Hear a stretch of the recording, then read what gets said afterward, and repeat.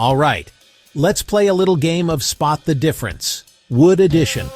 I'm going to show you how to quickly identify different species of wood, so next time you're at the lumber yard or sorting through your scrap pile, you'll know exactly what you're working with.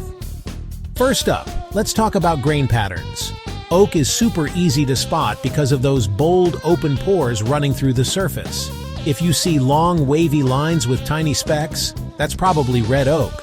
White oak is a bit less red and shows a tiger stripe pattern from its rays. Next, maple. Maple's grain is way subtler, smooth, creamy, with tiny uniform pores. Run your finger over it, it feels like glass. Sometimes you'll catch a little shimmer. Figure. Let's move to walnut, my personal favorite.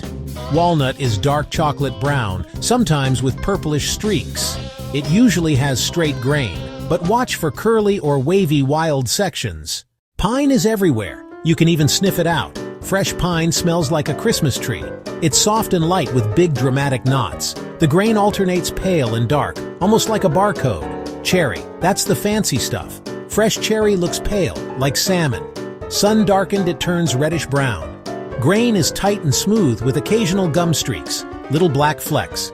Quick bonus, try the fingernail test. Press your nail in.